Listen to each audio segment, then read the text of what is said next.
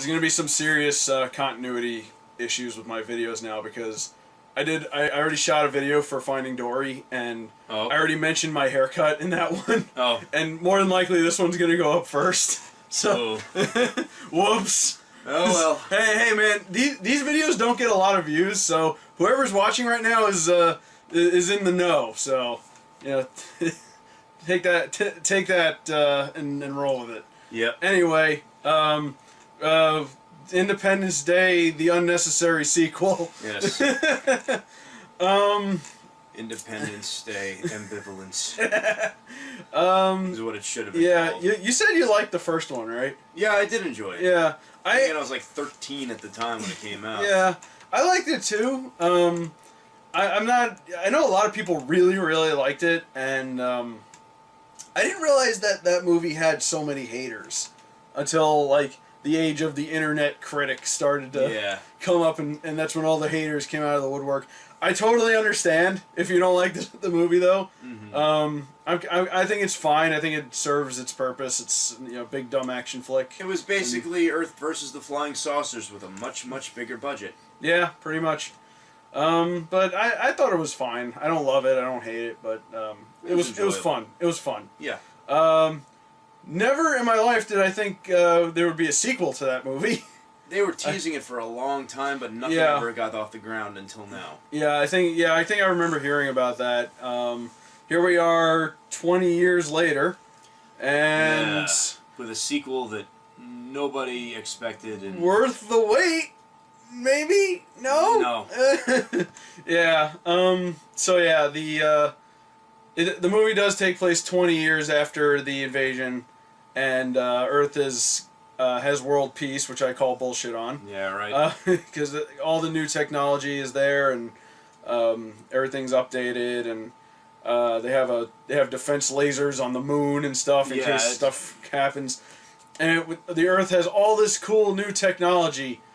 And then, suddenly, by the Earth base, a ship shows up. Yep. A big round ship that does not look like the alien ship, and even Jeff Goldblum said so. This does not look like the alien ship. And what is Earth's first reaction? They fire him. Shoot it down! Blow that shit up. Shock and awe. Because we, as a species, are fucking stupid. Yeah. So... it turns out that was not the aliens. It was a different type of aliens. Yeah, the other aliens were right behind that, and that ship came to help us. And so we fucked up. Yeah. Well, I feel like there still would have been a lot of destruction either way because what happened was it was this orb that has like a consciousness inside of it and says that they've been fighting these creatures. The creatures never have a name, do they? They call them harvesters. Harvesters? Yeah. Yeah. The orb didn't have a name either. Yeah. It was just the sphere or the orb or whatever. So it tells them that later in the movie that they're. This isn't a spoiler, by the way, because you can see it in the trailer. They don't talk about it in the trailer, but you can see it in one shot. It tells like they've been fighting off the creatures, the harvesters, forever, and. It tried it's a big ball of exposition is what it is. Yeah, pretty much. And it came to Earth to try and evacuate as many people as possible, although considering the size of the ship that it was on, I don't think it was going to evacuate that many people. I don't think so. Like maybe the population of my town, which is like 1,500. Right. That's about it. So yeah, Podunk, USA in Florida is saved from the invasion. Woo, Lighthouse Point. Yay. Anyway, so then the giant ship shows up, and one of the things that a lot of people were complaining about the first movie, it's a very common complaint I've heard, was the aliens came to Earth for our resources, and they never explained that. They never explained exactly what they want. So, in this movie, they actually go into it, because they had a drill that was supposed to steal our core. And, I know they mentioned it in the first movie, but they never went into detail as to how they strip mine the planet. Yeah, they mined it of all its resources. The end. Yeah. Because it's not important, because we need shooting and explosions. And Will Smith one-liners. Yeah. which you don't get in this movie. Yeah, I feel like the exclusion of Will Smith really hurt this movie. It really did hurt this movie. And then there was inclusions of a lot of stuff we didn't need, like the school bus full of children that Judd Hirst was driving around for no reason. Yeah, he didn't like it. No. Yeah, this is simple math, by the way. Take action blockbuster, add Will Smith, subtract annoying, unnecessary children. Movie is better. Yeah. There you go. That's really it. Worked for Men in Black. Yeah. All three of them. Yeah, even the second one, even surprisingly. The second one. But yeah, it was cool seeing they had a lot of other cool characters in it, like Will Smith's son was there. Not Jaden Smith. No. Different actor. No. Yeah, his son from the first movie. Yeah. The actor who played his son, or I don't know if it was the same actor, but. No, I don't think so. I love Jeff Goldblum, as always. As always. I think we can agree the best characters were Brett Spiner and his scientist buddy. And his scientist boyfriend. his boyfriend. Yeah. Michael Douglas was pretty good in this as well. Michael Douglas was in this? Yeah, wasn't that... Wait, was that Michael Douglas? Which character? Well, Bill Pullman. Yeah, Bill Pullman. What the fuck? Michael Douglas. Why the hell did I think Michael? I don't know what happened. I got attacked mentally by the aliens. Yes, by the hive mind. Yeah, yeah, that was a subplot in this movie. Apparently, the aliens were many. Yeah, I can kind of see it with Brett Spiner's character because he was the guy that they strangled in the first movie. Yeah, and he was in a coma for 20 years. Okay, I can see him being connected to the aliens. For some reason, Bill Pullman and this other guy who was in the movie, the warlord. The African warlord guy. He was cool, though. He was probably one of the better He was a badass. He was. He took down aliens with a machete. Yeah. He was cool.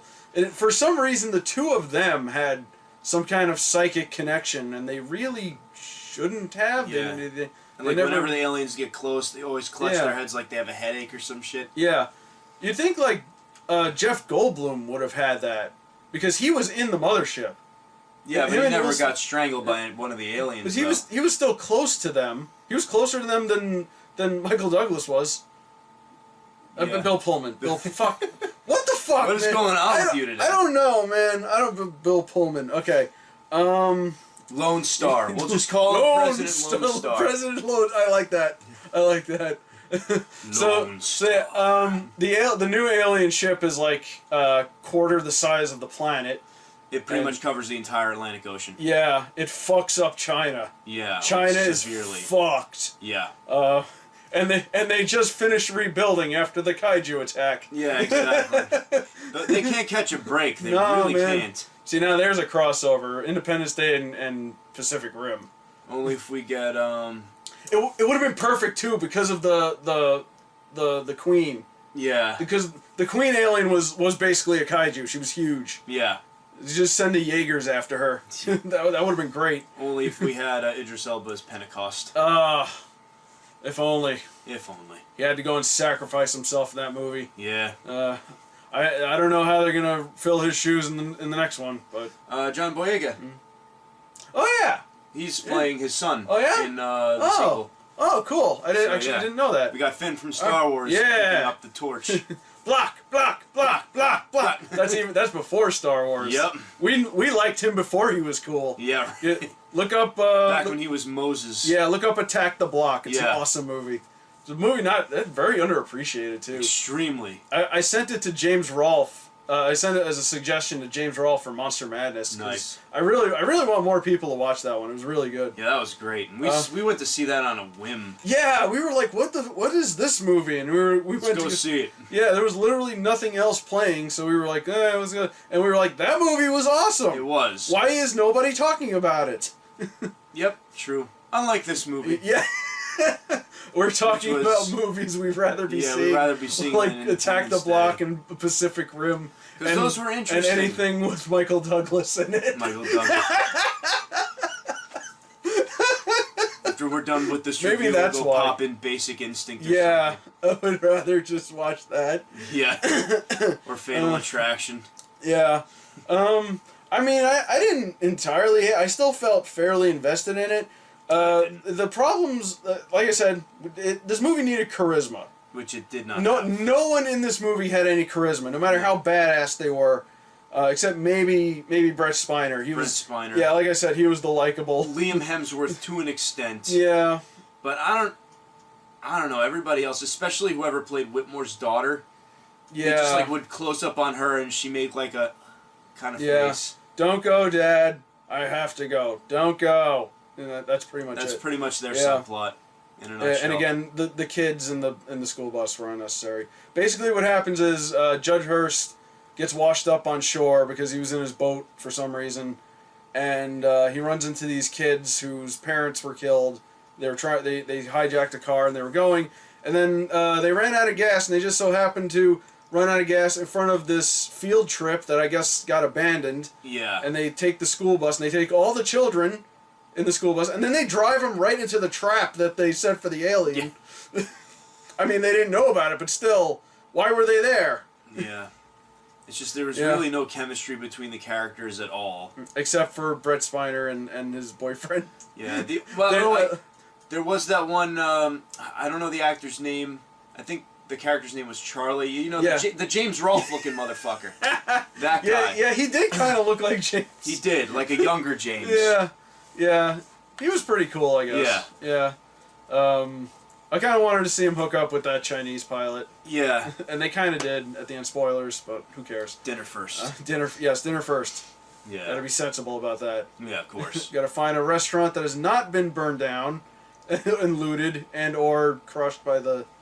yeah, that ain't happening. I kind of like the crew of that one ship that were the salvagers. Oh yeah, the salvage ship. Yeah. So the ship touches down in the middle of the Pacific Ocean, and there's only one ship that somehow survived. Yeah.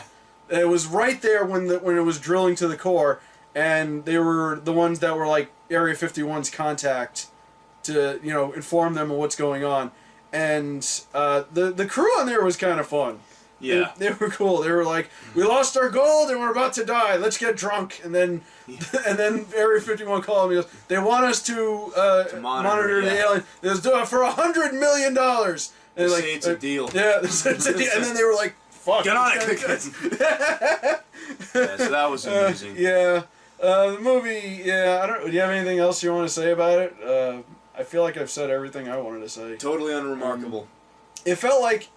I think it had kind of the same problems that Force Awakens had, where it was almost beat for beat stuff that happened in the first movie, because there was the scene where President Lone Star went in to interrogate one of the aliens, and then they had to shoot the alien through the glass like they did with the first one, and then there was the kids that got sucked up into the mothership and they had to escape, kind of like how Will Smith and Jeff Goldblum did in the other one.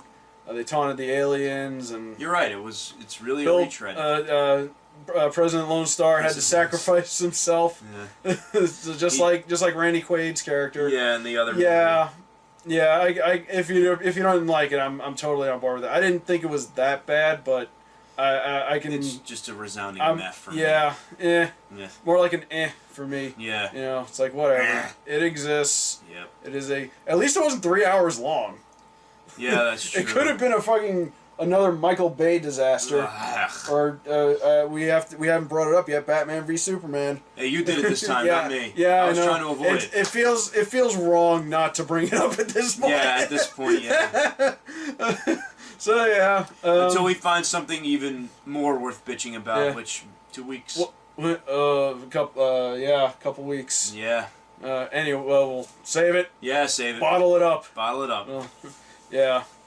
Or the sequel that they teased for this movie, which is not going to happen. Which is not going to fucking happen. Anyway. Independence Day Resurgence needs more Will Smith. Yeah. A lot more. Yeah. Just watch the original. Yeah. All right.